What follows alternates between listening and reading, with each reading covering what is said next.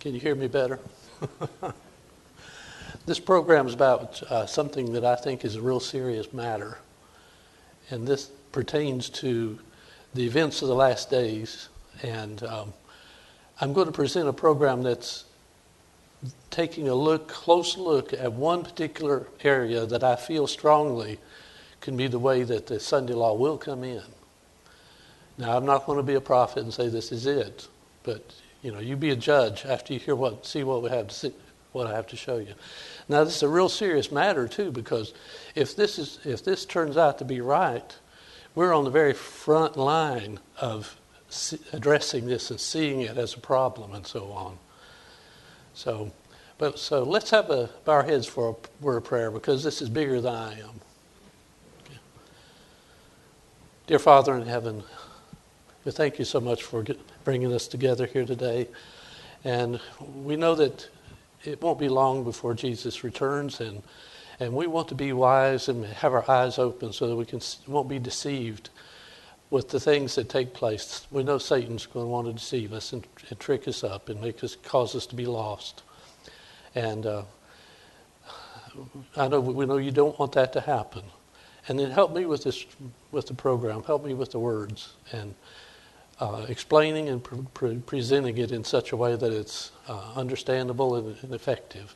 And let your Holy Spirit be involved and be in control of what's said and done today. In Jesus' name, amen. About 15 years ago, my wife and I were discussing last day events, and we were trying to come up with what we could consider a plausible way that you could get the whole world to keep a false Sabbath and have the whole world join in with it without a problem. And we did a lot of studying, we did a lot of investigating, and we came up with stumbled upon this scenario.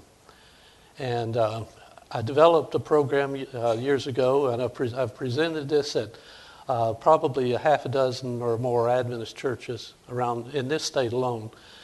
And it's had a interesting effect. Some people say, "Oh, that's real interesting. That might be the way that could happen." But on the most part, it has received sort of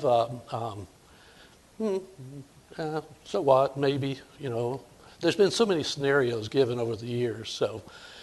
But in the last year or so, things have started happening so much more in this same area that you're going to be seeing. It's been developing so fast and been so much happening that it's taken on a whole totally different composition now. It has a different look to it, has a different feel to it because of that.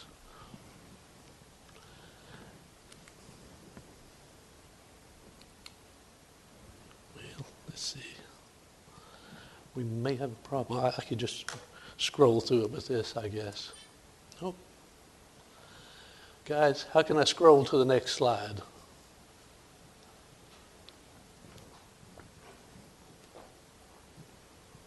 We had it set up to where I could.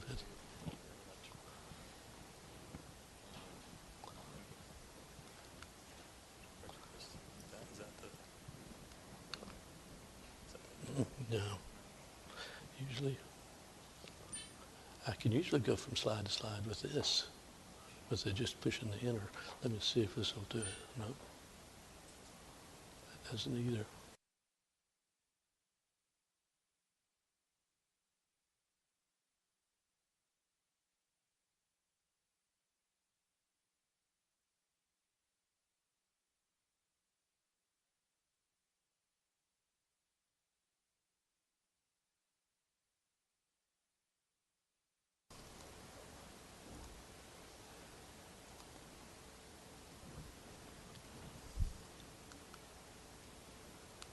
Still doesn't work with the clicker, but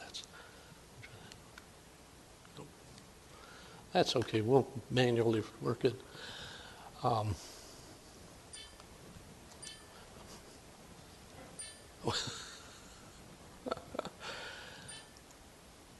Well, still not working.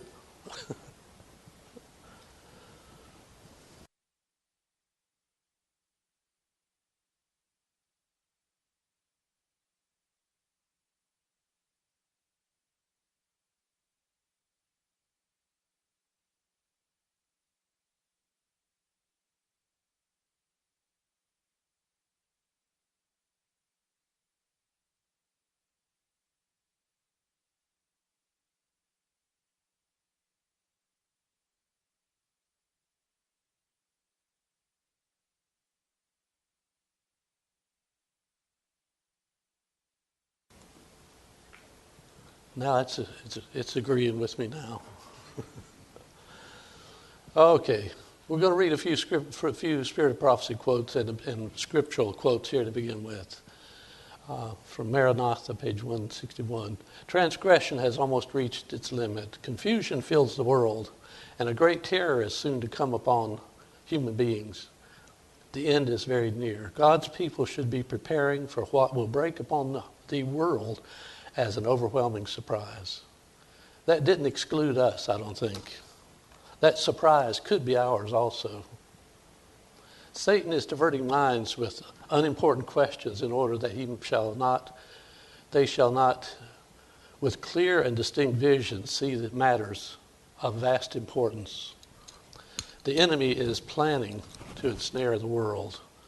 The so-called Christian world is to be the theater of great and decisive actions. Men in authority will enact laws controlling the conscience after the example of the papacy. Babylon will make all nations drink of the wine of the wrath of her fornication. Every nation will be involved. These are things we already know. This isn't anything new to us. And then we know this scripture here that says that if possible, Satan will deceive the very elect.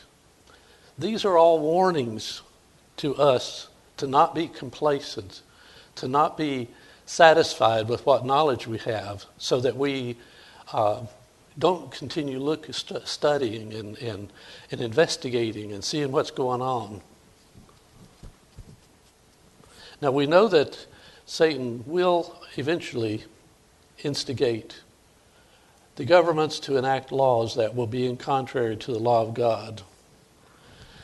And that will involve us tremendously. And in Luke 21, 34, and 35, we hear this: "And take heed to yourselves, lest at any time your hearts be overcharged with surfeiting and drunkenness, and cares of this life, and so that day come upon you unawares. For as a snare shall it come on all them that dwell on the face of the whole earth." All the people. I'm emphasizing these because I think we as Adventists have become comfortable in what we believe, what we think is going to happen. And we feel like nobody's going to fool us. You know, when Satan comes along, and when they instigate a Sunday law, then we're not going to be fooled by that. But before this program's over, you can see how we could be fooled.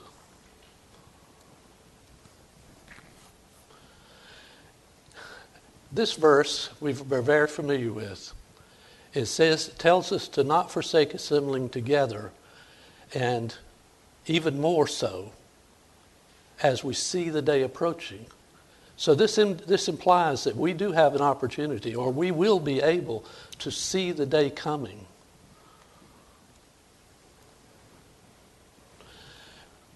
But unfortunately, as the storm approaches, a large class who have professed faith in the third angel's message but have not been sanctified through obedience to the truth, abandon their position and join the ranks of the opposition. By uniting with the world and partaking of its spirit, they have come to view matters in nearly the same light. And when the test is brought, they are prepared to choose the easy, popular side. How can so many people be deceived? And how can we abandon our position and join the ranks of the enemy? Or the opposition, as it says. By uniting with them and partaking of their spirit. We can be fooled. They're going to be fooled. And we could be fooled too. Satan is not a fool. Satan may be everything else you can think of to call him, but he's not a fool. He knows the human being. He knows our hearts. He knows our minds. He knows how he can trick us up. And he's going to do his level best, just as any enemy of a country would do. And no enemy's going to broadcast ahead of time how they're going to attack. On the day they're going to attack it, what method and how they're going to do it. I mean, the humans know better than that. So Satan does. He's going to have us looking in one direction when all of a sudden he's coming back from the other way.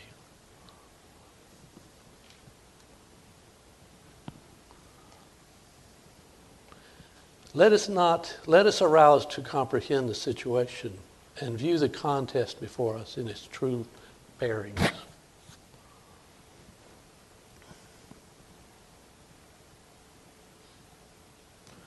What is it that could cause the Sunday laws to be put into play? We've heard many stories and scenarios of people that advocate that the Sunday law could be coming in as a financial matter, or it could be because of crime. People get so tired of crime, and maybe it's because of the disasters. Maybe national security, and there's one one congressman in this country who wants to make a law that we all have to go to church on Sunday. I'm not sure who that is. I've heard this story.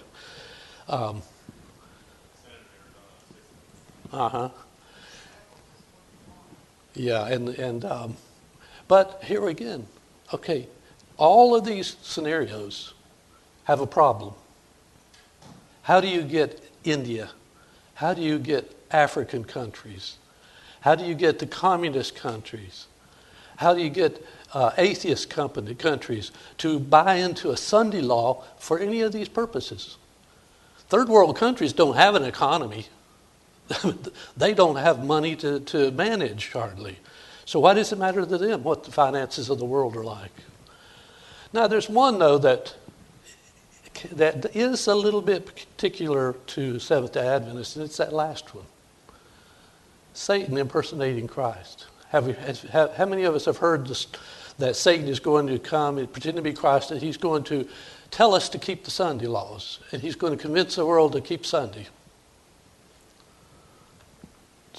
I've heard it ever since I was an Adventist.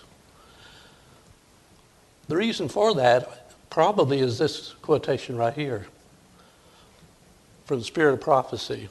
As the crowning act in the great drama of the deception, Satan himself will impersonate Christ.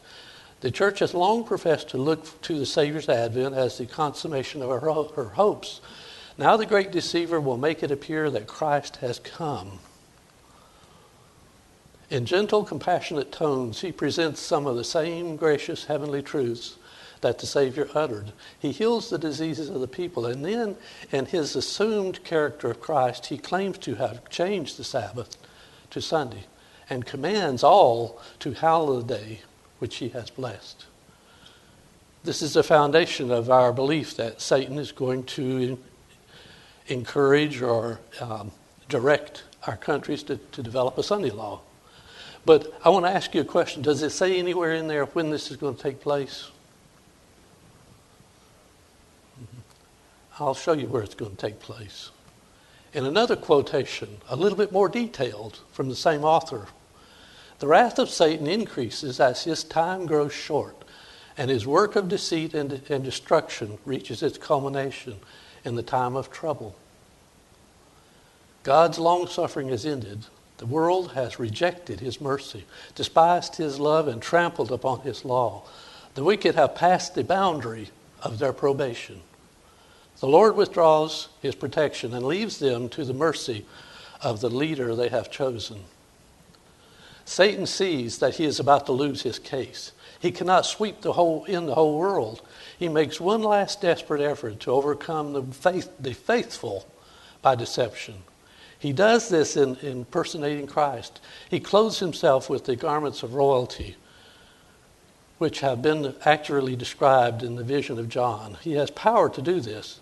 He will appear to his deluded followers, the Christian world who received not the love of the truth but had pleasure in unrighteousness, as Christ coming the second time. One effort more, and then Satan's last device is employed. He hears the unceasing cry for Christ to come, for Christ to deliver them. These are God's people crying for him to come, because they're in what? The time of trouble. This last strategy is to personate Christ and make them think their prayers are answered. So the reason for his impersonating Christ is to deceive the elect. Because he knows, he hears them crying for him. He does not know. We're told he doesn't know when the close of probation comes. So he may think he still has a chance to deceive them. So he's going to pretend that he is the Christ for them. And as you remember in that previous part of the quote, it says that his efforts to deceive the faithful. It's past, the time of trouble has come. So, if we think we can wait around and wait until Satan pretends to be Christ, and when he says something about keeping Sunday, we'll say, no, we know that's not Christ. We're not going to keep it. If we wait that long, it'll be too late. When this takes place, the Sunday laws have already been in place, and they have already been tested. People have already been tested. Because, as the last quote we read said, it happens in the time of trouble after probation closes. Is that fairly clear that that's what that's saying? It's a little different than a lot of what we think about quite often.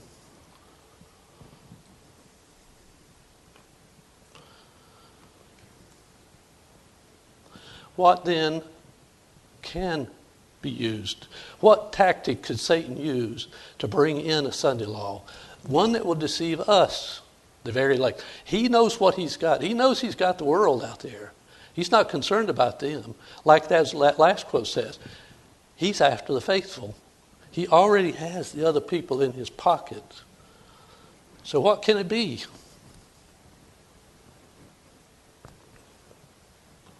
There's one issue that's real prominent in the world today. Everybody's familiar with it. It's being talked about all over the world. It's being talked about and worked over by the religions of the world, by all the scientists, the governments of the world. The UN is deeply involved. And this could be the thing that Satan would use that could catch us off guard. And that issue is climate change and global warming. I seriously doubt very many have thought about this as being anything we should be concerned about. But how can this all take place? Well, first of all, Satan is using this issue to the very limit. We see in the news every day, or very frequently, topics like this. The desert's spreading across the globe. These are headlines that were actually taken from the newspapers, by the way. And deadly heat waves are becoming more likely. Early warning casualties are the poor children. And the earth is nearing its tipping point, climate tipping point. Have you heard that? You hear all this stuff. You hear this on all the TV stations and all the special programs. There's movies out about it. And the world's water supply is at risk, and the food crisis to deepen. And you can add many, many more on that. Cities on the coast are in danger of being flooded. Insect invasions from tropical areas are moving into places that aren't tropical. And it's just endless.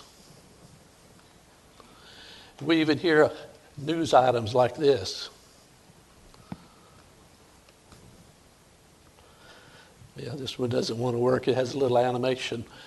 But this little news flash on here was supposed to be a news flash about flesh-eating bacteria becoming a problem. Well, this past week, 2 people in Florida died from this flesh-eating disease. And they say it's because of the rise in temperatures. So there's just constantly one thing after another where the world is presenting this issue as a deadly, serious problem that could destroy a lot of people, and they think it could eventually destroy the earth, they say. So they have built it up over these past 15 years that we've been studying it. They've built it up to where it's an enormously large thing. Besides being an issue they could bring that about the climate and so on, this is one of the biggest ecumenical movements there ever has been. There's no way anything has ever come close to this. As this picture symbolizes, these people were at a conference on the environment. each one from a different religion. They're deeply involved. The churches are deeply involved. Go on the internet and look up environment and churches and the environment, and you'll find a million hits. And many of the large denominations have an environmental program throughout that, and as an active part of their church service. All barriers are being broken down by this. There are barriers between science and religion and between different religions. It's being broken down by it. And you might want to ask the question, well, what if the global warming isn't real? Has anybody thought about that when you've been sitting there listening to me talk? There's a lot of people out there think it's not real. There's a lot of politicians that are resistant to support action for it because they don't think it's actually happening. Okay, well, it really doesn't matter whether it's real or not, because the whole world is all excited and united together, and the religions are all united together. The governments are on this one issue. It doesn't matter whether it's real. They think it is, and they're pushing it as real, so it doesn't matter. What matters is what people perceive. Do they think it's real? And are they able to convince enough of the public to support it because they think, they've convinced them that it's real too. So what matters is what people think. People can believe a lie and go to war over a lie. It's just a matter of, do they believe it? Okay, now I'm presenting the program here that is implying that the environmental movement is going to be able to help bring in the Sunday law. All right, how's that going to happen?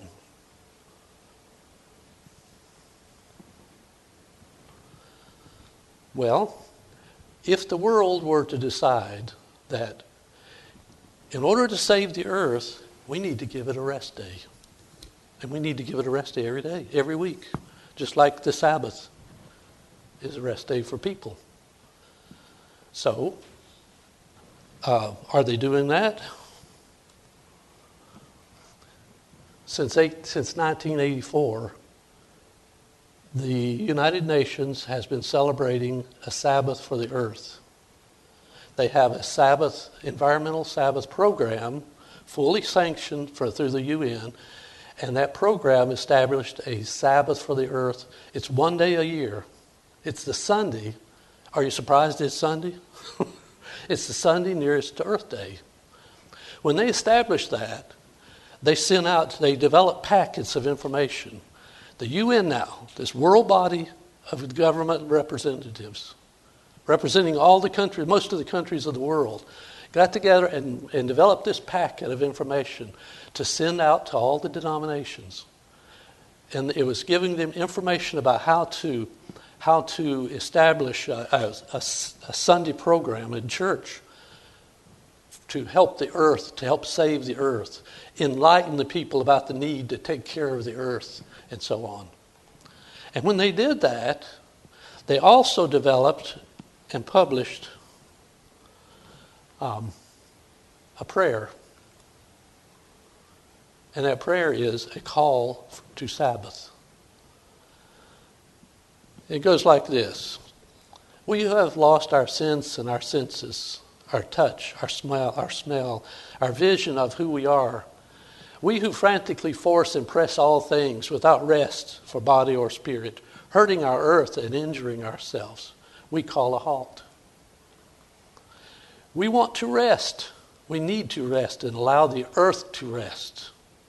We need to reflect and to rediscover the mystery that lives in us, that is the ground of every unique expression of life, the source of the fascination that calls all things to communion.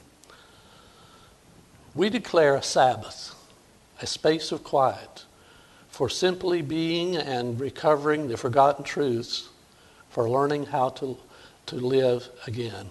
Amen. This is a prayer sent to the churches, sent to the world by the body of the United Nations. Doesn't this kind of make you curious a little bit? Think about this now. representatives from all the countries of the world getting their minds together in this issue. And here they are calling for a Sabbath for the earth.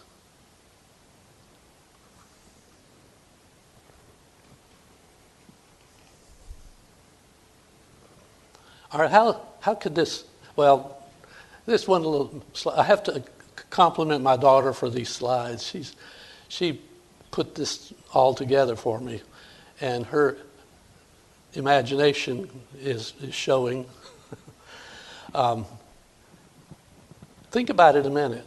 How long do you think it'll take before somebody in the right position in this world is going to say, well, let's see, we've got a Sabbath for the earth one day a year. Wouldn't it be better if we had it every week? You know why it hasn't happened? God hasn't allowed it to happen yet.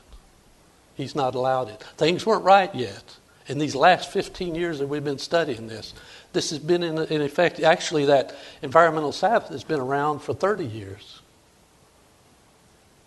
Sitting back there in the closets, just in the dark rooms of the United Nations, and we haven't even noticed it hardly. I think an Adventist should really pay close attention to events like things like that when they happen. I just stumbled on it. I just stumbled on it myself when I was searching through the websites for different things. Well, what do you think? How do you think this can come about? Is it going to be forced upon us by some world power? Is the Antichrist going to come in and force everybody like the movies project it, force everybody to accept it and put it in place whether we want it or not? Well, look at this quote from Great Controversy. Political corruption is destroying love of justice and regard for truth, and even in free America, rulers and legislators, in order to secure public favor, will yield to the demand for a law enforcing Sunday observance. The people are going to demand it. The people are going to be demanding a Sunday law.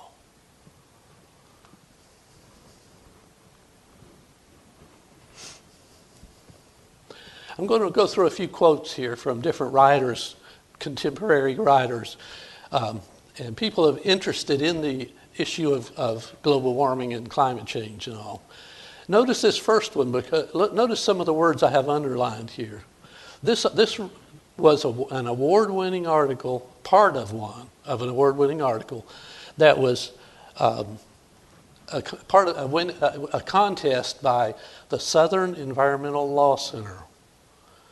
They had a contest for people to write articles about the environment, and this is the one they gave the award to. Like the civil rights movement, a successful environmental movement requires deep spiritual underpinnings. They didn't have it back then. There wasn't very much. At best, faith communities can only limp along if people of faith do not what?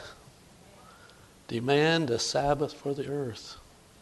Likewise, the largely secular environmental movement will be hobbled if it does not embrace a religious or spiritual dimension. Believe me, you'll know later why, but they have strongly embraced a religious and spiritual dimension.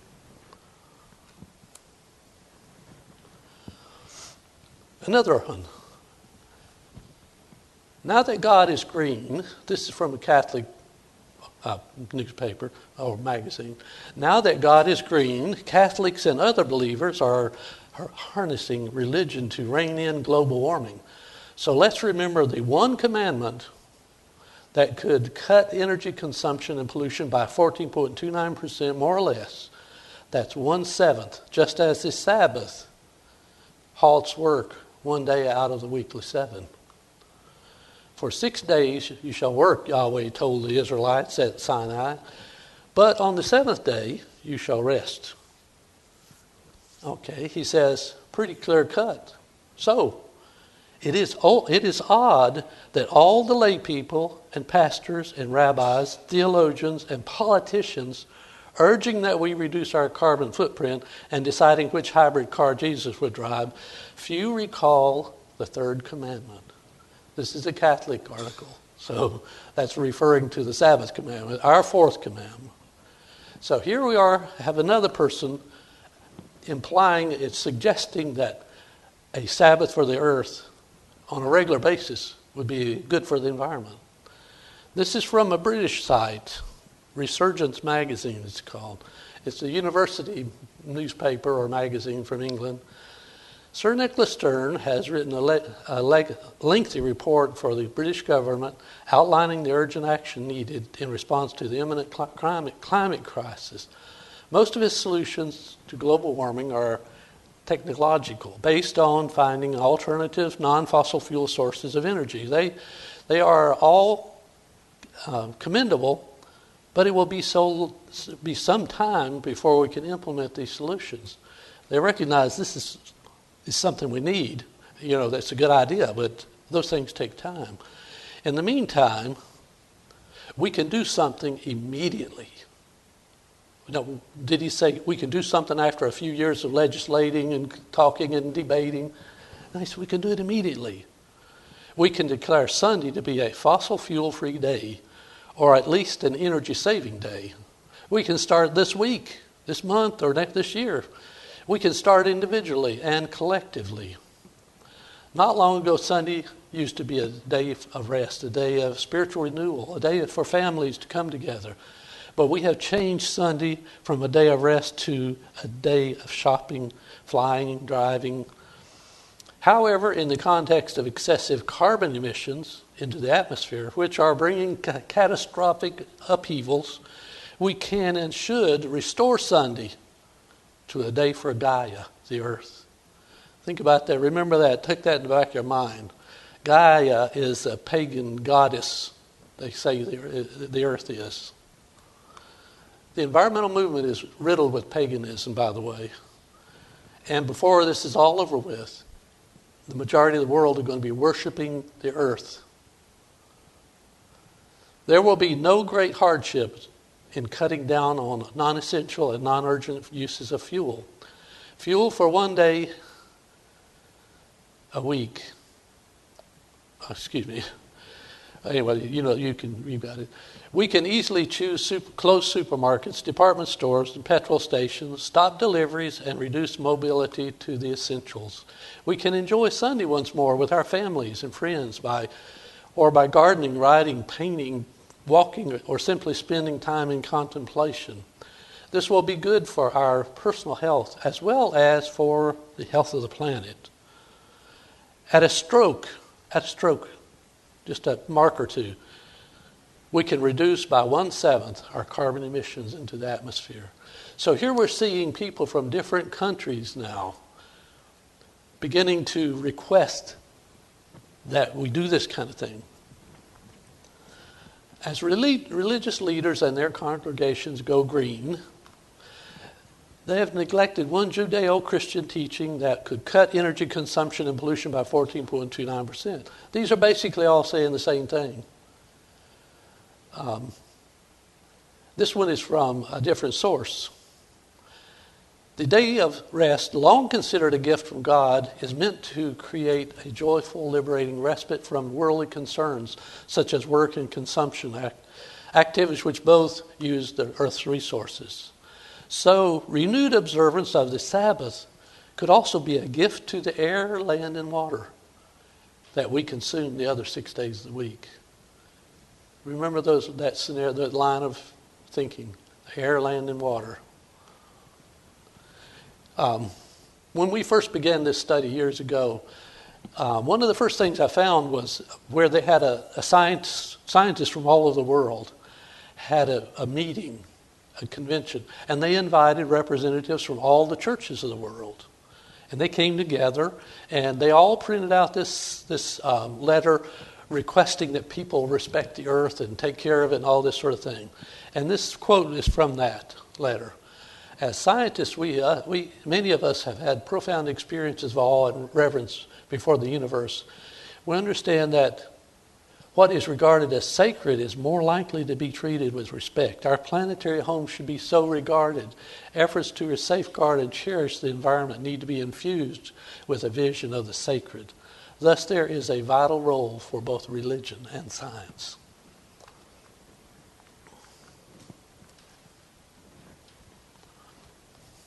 Our president has, as we see in this article, is deeply involved. This is one of his main priorities that he set aside when he first became president. He was going to do something for the environment. Obama prepares more executive actions on global warming. How many laws has he put into place in the last year or two without even going through Congress? Quite a few. President Obama has made tackling global warming a top priority during his second term in office. And it's clear he wants to make signing a global treaty, climate treaty, part of his presidential legacy, which he is grasping desperately for right now, a legacy. Administration officials have been working tirelessly to get other countries to sign onto a major carbon dioxide emission reduction agreement later this year. But the administration has been seeing mixed success on the diplomatic front. So it's continuing to announce new regulations and executive orders aimed at reducing U.S. emissions.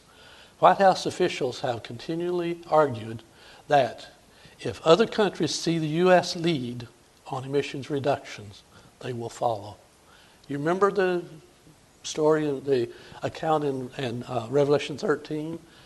The lamb-like beast is going to copy the beast, and he's going to cause the world to follow and wander after the beast. Now, what does Spirit of Prophecy say in regards to this kind of a scenario?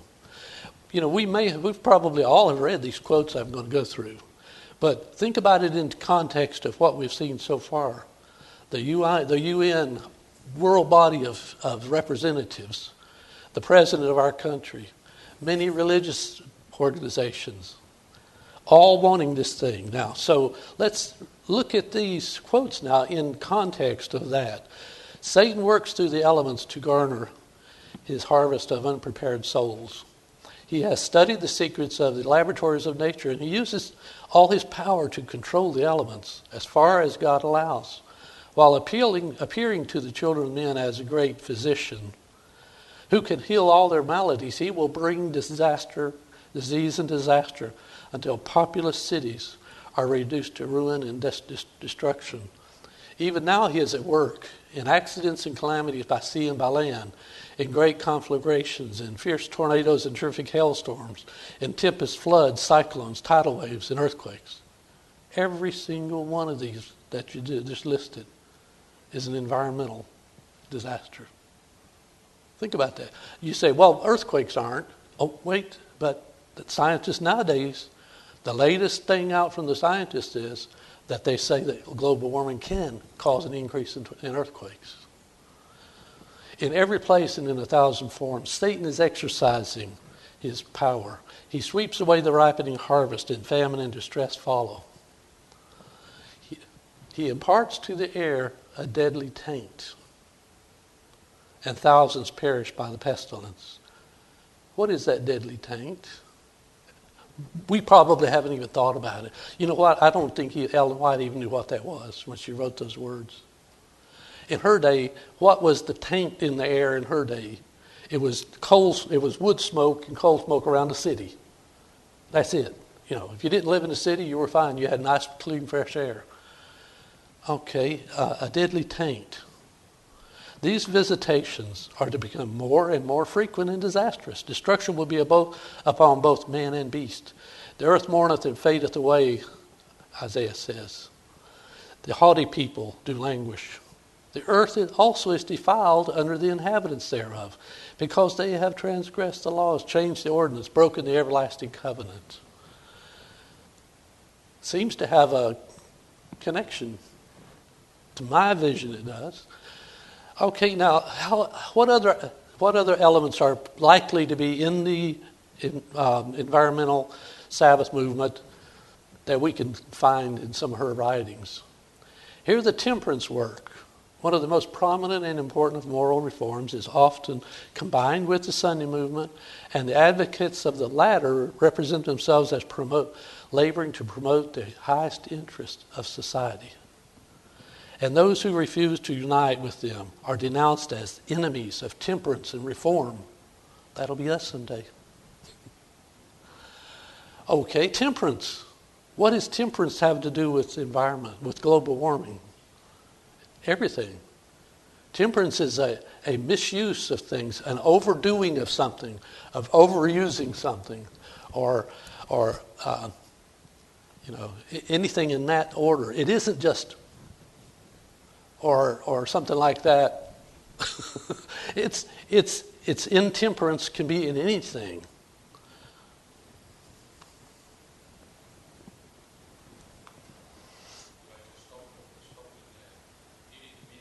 Yeah.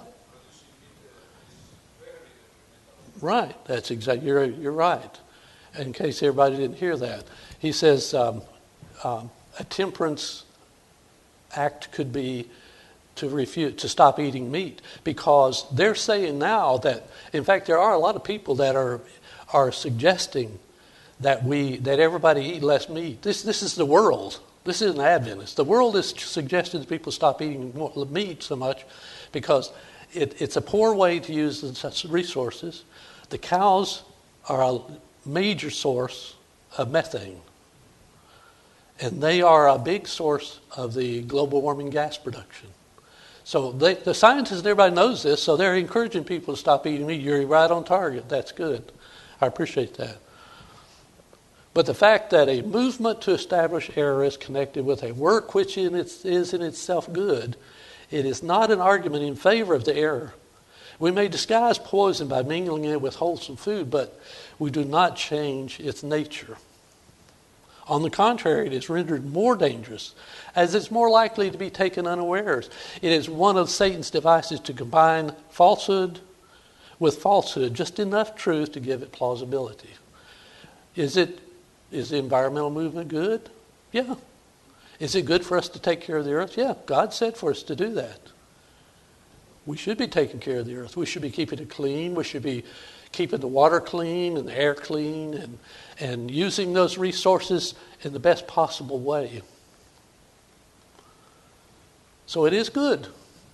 The leaders of the Sunday movement may advocate reforms which the people need, principles which are in harmony with the Bible. Yet while there is, I'm going to stop right there. What is in more harmony with the Bible than having a Sabbath day?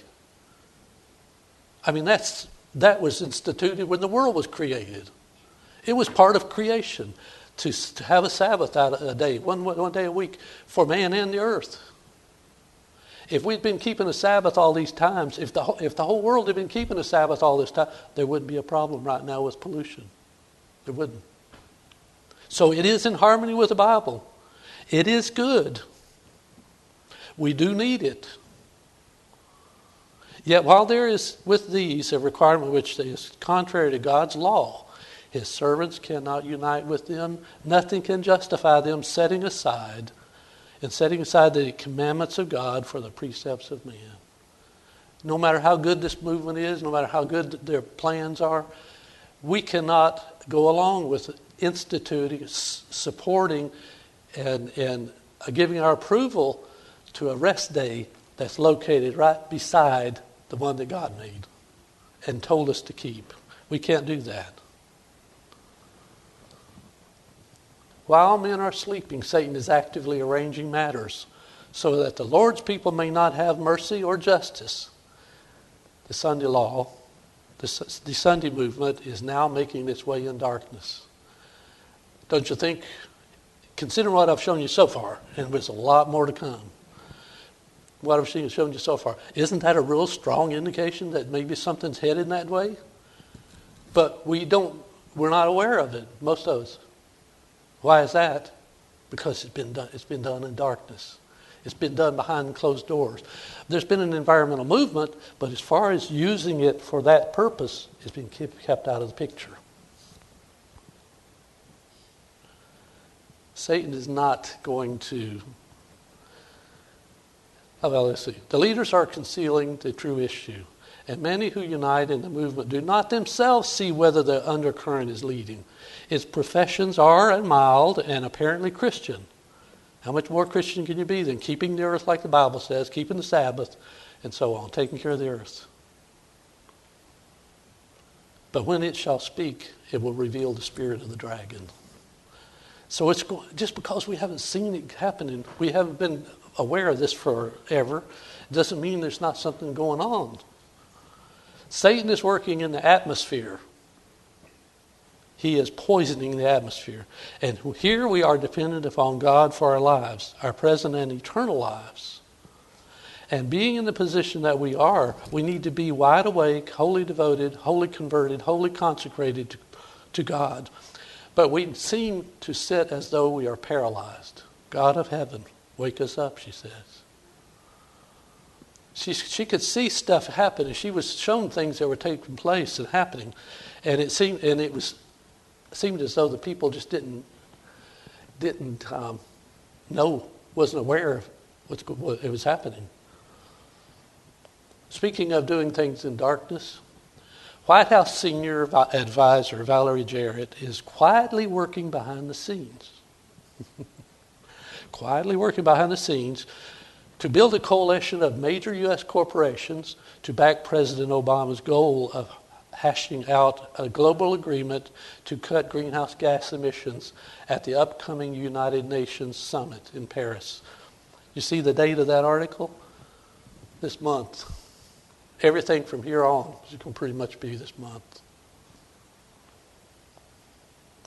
Okay, what's the Catholic Church involvement in this?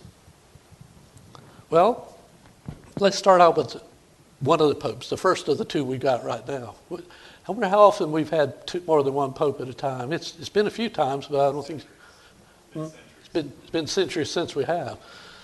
Yeah, and you wonder, why did that happen? Why did this one quit and the other one let the other one come in? I mean, usually death takes a pope away. They weren't there; they're pope till they die. Well, I don't know. Pope Benedict was called the Green Pope because he was one of the first recently that started talking a lot about the earth and the environment and so on. He spoke at Vienna's St. Stephen's Cathedral, and he was celebrating Mass there. And he urged the Austrian Catholics to protect Sunday as a day of spiritual focus in an increasingly busy world. Modern Christians need an appointment with the Lord to give them a sense of direction and help them move beyond the bustle of everyday life, the Pope said, September 9th. That was a couple of years ago. And in an innovative touch that seemed to reflect the Pope's recent attention to green issues, he suggested that Sunday be celebrated not only as a day of rest, but as the Church's weekly feast of creation. In other words, celebrate the earth. Let's celebrate the earth on Sunday too. Referring to the biblical account of creation, the Pope said that Sunday, as if this next few lines of this quote are one that we need to publicize out in the public. The Pope said that Sunday, as the first day of the week, saw the dawning of the created world, the day in which God said, "Let there be light." For the early church, he said, Sunday gradually assimilated the traditional meaning of the seventh-day Sabbath, the day God rested. But Sunday is also the feast of thanksgiving and joy over God's creation. At a time when creation seemed to be endangered in so many ways through human activity, we should consciously accept this dimension of Sunday too, he said. Okay, now we get to more current day time. What does Pope Francis have to say about all this? Well, Pope Francis is a different pope. Benedict was called the Green Pope. Pope Francis, he chose his name from the Saint Francis of Assisi, which is the nature pope, the nature priest. He was the one that constantly was writing about nature and taking care of nature, and he was baptizing nature. I mean, he was doing all kinds of things with nature, and he chose his name to be his when he became Pope for that reason, because that's the way he's thinking the same way. It's been his plan has been to make 2015 a major year for the environment. He has planned to do great, marvelous, magnificent things for the environment in 2015. Well, what do people think about him? Okay, here's an article from the Catholic News Service last month. Even though previous popes have spoken strongly against harming the earth and its inhabitants, one world-renowned atmospheric scientist said it is going to be Pope Francis to save the day. He's going to be the one to save the day. All right, here's a news release from the United Nations. It's a statement and messages press release from April 28, 2015. Protecting the environment is an urgent moral imperative, sacred duty for all people of faith, Secretary General tells Vatican workshop on climate change. In April, they had a workshop at the Vatican where they had world-renowned scientists. They had representatives from the world of politics. Ban Ki-moon was there, had meetings with the Pope. They talked things over. And you'll find out by this article he was very impressed with the Pope. But religious leaders from other denominations were there. Okay, following are UN Secretary General Ban Ki-moon's remarks at the workshop on the moral dimensions of climate change and sustainable development. The meeting was called Protect the Earth, Dignify Humanity, and it was held at the Vatican. Here's a few quotes from the article he published in the UN press release. If ever there were an issue that requires unity of purpose, it is climate change. I very much look forward to the upcoming encyclical by Pope Francis. I was told by His Holiness that it could be ready maybe in June. It came out 2 days ago. It will convey to the world that protecting our environment is an urgent moral imperative and a sacred duty for all people of faith and people of conscience. It is critically important that people and their leaders hear your strong moral voice in the coming months. He's talking to the Pope. Your strong moral voice. It is a moral issue. It is an issue of social justice, human rights, and fundamental ethics. We have a profound responsibility to protect the fragile web of life on this earth, and to this generation and those that will follow. That is why it is so important that the world's faith groups are clear on this issue and in harmony with science. That's one of the main purposes of all this communication that's being done, that encyclical and everything. Science and religion are not at odds on climate change. Indeed, they are fully aligned. Together, we must clearly communicate that the science of climate change is deep, sound, and not in doubt. I made a few notes about what the encyclical says. And this is very brief. It was 192 pages originally. The last 2 days, I spent a lot of time reading almost the whole thing, except a few areas which I knew didn't have anything in it I wanted to read. And the Pope's encyclical was released on June 18 to the approval of scientists, religious, and political leaders around the world. In it, he echoed the concerns and explanations for the environmental crisis as previously voiced by experts in the field. He addressed the letter not only to Catholics, which an encyclical is basically addressed to them. It's new church policy. It will become policy of the church. But he's sending this to the world. and added a spiritual dimension, spiritual and moral dimension, not as yet applied thus far. In the addition to the effects on nature, he focused attention on the effects to the poor and disadvantaged of the world. See, we're making it even more pathetic. I mean, it is don't take me wrong, it is a pathetic thing. It is a bad thing when people in other countries, the droughts and floods and all, keep them from having their food and growing their crops and destroying their homes and all this. But what I'm saying is, the people in this issue, in this matter, are making it look as pitiful as possible. It's not only just to save the earth anymore. See, when I first started studying this, it was just to keep the earth safe, just to save the earth. Then it became a moral issue, and now it's a human rights and social issue. It's growing and growing and growing. So now they know how to do. Okay, say they establish tomorrow a Sunday day rest day for the whole country to save the earth and to protect all those poor people in these other countries and keep them from starving and people from dying of diseases and so on. How is it going to be for us if we were to go out there and start talking against that? What's it going to make us look like? What's it going to make us look like? First of all, are we going to have the nerve to do it?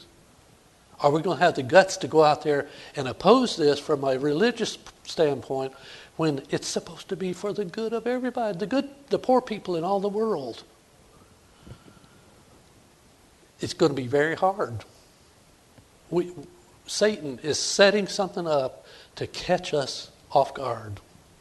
And not only that, if we set up a Sunday law tomorrow, and it's for the earth, and it's not a religious law at all, and they're not telling us to go to church on Sunday, should we get involved at all with it? Is that what we're looking? Is that what we're expecting? Should we get out there and start beating doors?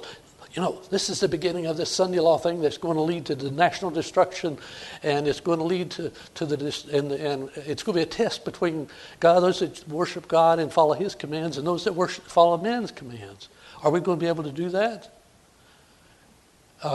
That's where I think the problem of this is, because people are going to be deceived into thinking it's not something we need to be concerned about yet.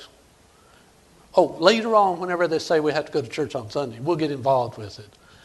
No, I don't think so, because I think after that law is passed, the latter rain will come soon. I don't know what time, sometime in the event of things. And when it falls on people, if somebody is sitting back, not doing their job as a Seventh-day Adventist, not doing their job as His representative in sharing the message and the warning to the world, the three angels' message, and you're just sitting back there waiting for some special event to take place, then those people aren't going to receive the latter rain.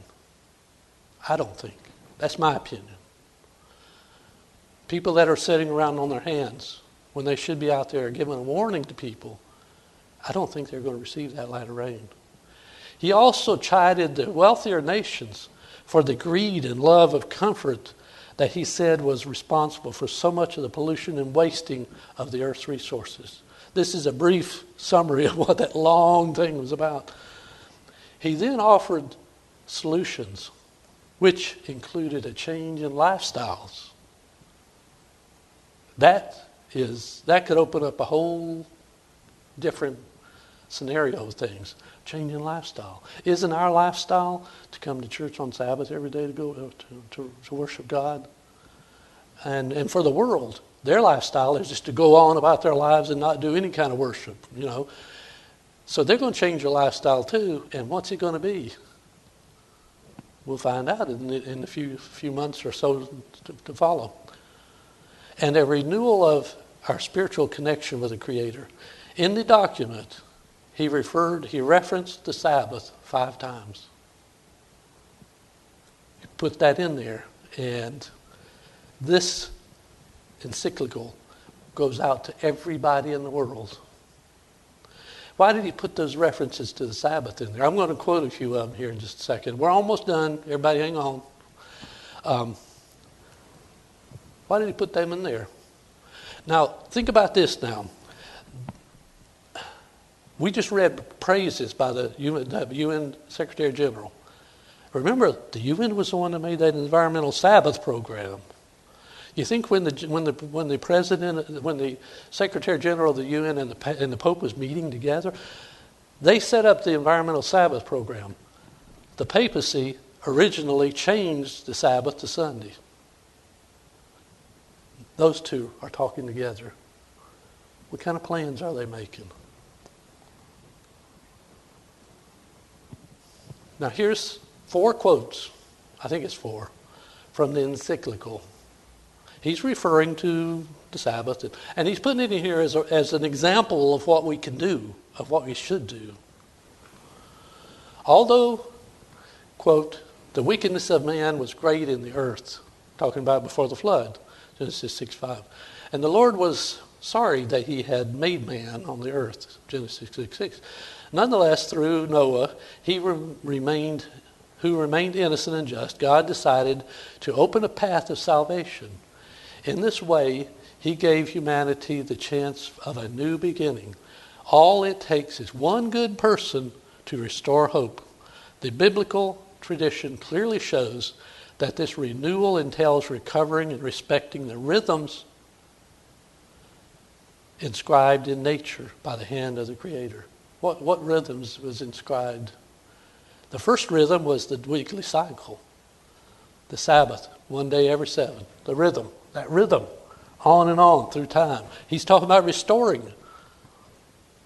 We see this, for example, in the law of the Sabbath. On the 7th day, God rested from all his work. He commanded Israel to set aside each 7th day as a day of rest, a Sabbath. Similarly, every 7 years, a sabbatical year was set aside for Israel, a complete rest for the land. When sowing was forbidden, and one reaped only what was necessary to live on and to feed one's household. I put it back into that slide that kind of interferes with reading it clearly. The laws found in the Bible dwell on the relationships not only among individuals, but also with other living beings. Quote, you shall not see your brother's donkey or his ox fallen down by the way and withhold your help. If you chance to come upon a bird's nest in any tree or on the ground, the young ones or eggs, with young ones or eggs, and the mother sitting upon the young or upon the eggs, you shall not take the mother with the young. Deuteronomy 2:22, 4 and 6. This is representing what he says is God's concern for the earth and the creatures of the earth. Along these same lines, rest on the 7th day is meant not only for human beings, but also so that your ox and your donkey may have rest. Nature, in other words. Let's let nature rest too. The law of weekly rest forbade work on the 7th day, so that your ox and your donkey may have rest, and the son of your maidservant and the stranger may be refreshed. Rest opens our eyes to the larger picture and gives us renewed sensitivity to the rights of others. And so the day of rest, centered on the Eucharist, sheds its light on the whole week and motivates us to greater concern for nature and the poor. There it is again, nature and the poor. And again, I just threw this in there for us to remember that these words all came from the organization that is labeled in Revelation 13 as the beast with the number of 666. This article came out before the encyclical came out, so you'll see reference to that in here. And this from Associated Press on March 18th of this year. Pope Francis to address UN Assembly of World Leaders. United Nations. The United Nations is announcing that Pope Francis will address the annual UN General Assembly of World Leaders on September 25th during his papal visit, his first papal visit to the United States. The Pope earlier agreed to address a joint meeting of Congress on his visit. That September 24th speech will mark the first time the head of the world's Roman Catholics will address Congress. Francis is also expected to have a White House meeting with President Barack Obama. The UN says the Pope also will meet with Secretary General Ban Ki-moon on his one-day visit to the world body. You see those numbers I had on there? 1, 2, and 3. So we'll go back to it. I've got the 1 there by the United Nations, 2 by the Catholics, reference to the Catholics, and 3 by the United States. Do you remember our scriptures that refer to those three powers together? How about this one? I saw 3 unclean spirits like frogs come out of the mouth of the dragon, out of the mouth of the beast, and out of the mouth of the false prophet. For they are the spirits of devils working miracles, which go forth unto the kings of the earth and to the whole world to gather them to the battle of that great day of God Almighty. Is that possibly what this meeting, all these meetings together can become? Is that what they're gathering them all together for? If that's not a gathering together, I don't know what is. When you got the papacy in New York in September, meeting the UN, and then, the day before that, meeting with the joint session of Congress, the lawmakers of this country, this Pope who wasn't personally responsible, but his organization was responsible for setting up the false Sabbath in the first place. And not only that, but in the first centuries of the Christian church, they were the first ones to institute a Sunday law.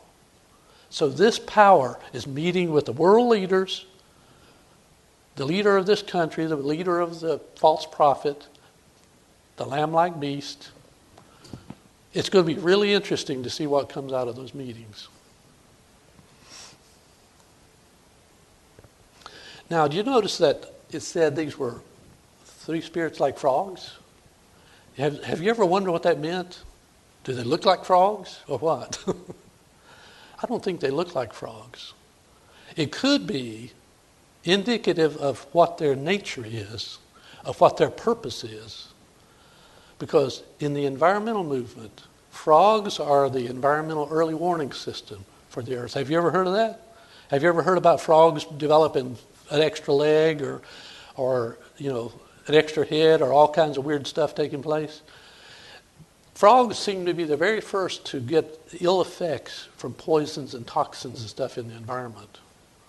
And the environmental movement uses frogs. That's where this picture came from. They use these frogs as their symbol of early warning, environmental early warning system. Just like in the coal mines, they used canaries. They would take a canary in the cage, in the mine with them in a cage, and they carry that canary. Because if there were poisonous gases in there, the canary would die first. And they see that canary die, then get out of there, take off, because there's a poison gas in there. So is it possible that these 3 unclean spirits, like frogs, are going out and giving an early warning system of the environment to all the world, bringing them together to unite together to solve that problem? This whole thing started off little. The first environmentalists were druids. They were witches because they were nature worshipers. They were the first ones. And then you got Greenpeace. Then you got the hippies and the Greenpeace. You were talking about hippies earlier. Greenpeace and the hippies and all this. They call them tree huggers. And everybody just laughed at them. Oh, this crazy bunch of nuts, They're nothing. The snowball was little. Started rolling down the hill. Small little snowball. And then you get people involved like the churches. You get the UN involved. Boy, you get the UN involved, you've got a big organization. You've got a lot of people there involved. It has suddenly, giantly grown to an enormous snowball. And then you got the United States. Then you get all the religions on board. And now it's gotten even bigger and bigger, and it's rolling down the hill, breakneck speed. It isn't going to just suddenly melt and go away. That's going somewhere. That is not just an exercise in speech and writing. That's going somewhere. And we need to watch it very closely.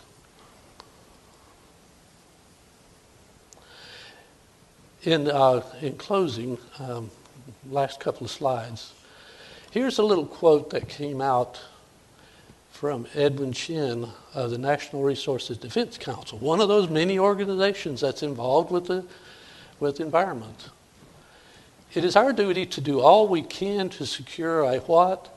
Peaceful and safe planet for this and all future generations. We expect this Pope, this Pope message to resonate in every corner of the world. And it's going to, it is. Look, if Satan's behind this, why wouldn't we think he is? If he's behind it, all of the factors, all the organizations around the world that he has under his control are going to be behind this thing. He's going to inspire them to get right on board and push it, help push it through. So that eventually the only people, if they make a universal environmental Sabbath out of it, the only people that are not going to be doing it and involved in it is us. We will be alone because all the rest of the world's going to be into it. Now, peaceful and safe planet, when they say peace and safety, then sudden destruction cometh upon them. You remember this quote from the Spirit of Prophecy? It says, when this nation enacts the Sunday law, following that immediately is national destruction follows. Okay. There's not going to be any there's not going to be any peace and safety, maybe for a short time, but this is what they say is going to happen. And I can see them now just saying, oh, the world's all together on this, and we're just going to save the earth, and we're just going to make it one happy earth family, everything's going to be just fine. And then all of a sudden, mega disasters all over the world. And they're going to blame it on us. The three angels' messages, I think, hits this. It strikes at this at the root.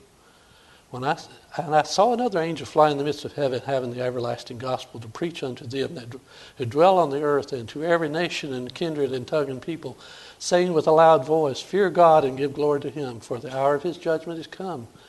And take note especially of this last phrase, worship him that made heaven, earth, and the sea, and the fountains of waters. You remember all those quotations I read earlier where it says, this would be a nice gift to the air and the land and the water. It'd be a nice gift to all this, you know. Well, this statement is saying, instead of being so concerned that you establish a false Sabbath universally for the earth, instead of doing that, instead of slapping God in the face, worship the one who made that world instead. Worship the one that made the earth. Don't worship the earth. And will they not be worshiping the earth? Will the people not be worshiping the earth if they establish a Sabbath for the earth? To me, that seems pretty clear. That's the end of the program. Now, what's my advice on this? Keep watching and don't be deceived. Watch what's happening. Look, in September, we're going to have the Pope meeting with all the world. And he put this thing out in June because it's going to take time for people to read it and understand it. He put it out then so that in September, when he gets together with the lawmakers of this country and with the with the world representatives, they're all going to know what he said. And then I can't wait to listen to his speech before Congress, before the lawmakers of our country. I'm not making any, predictions or whatever, but the way things have gone so far, I don't think that big snowball is going to suddenly stop. I don't think it's going to stop where it is right now. It's going to keep going. Should we be afraid? Somebody made a comment to me last week said, well, I don't think we should be afraid of it. No, don't be afraid. Only be afraid if we're not ready. Only be afraid if our minds aren't fortified, if we don't see what's going on, and if we're caught by that overwhelming surprise. Let's don't be caught by that surprise. But instead, reorder our lives. Look, we're getting close. Whether it goes this way, whether this becomes a national Sunday law or not, this world can't go on much longer. It's too bad. It's too far gone. I'm sure it's every bit as bad as Sodom and Gomorrah were right now, or the days before the flood. I can't imagine it was any worse then than it is here now in this world. So we need to stop playing church, but living it. You know, we need to get our lives in order. We need to study and prepare. Look, if this thing is suddenly sprung on us, like the quote at the beginning of the very first quote I gave, as an overwhelming surprise, if it's suddenly sprung on us like that, then we're going to need to be able to give answers. That won't be the time to start getting ready. That'll be the time to get out and start giving our opinion and telling people about the real Sabbath and everything. It'll be a golden opportunity for us. It'll be a golden opportunity to start really hitting the Sabbath issue with the world. But we're going to need to be ready for that.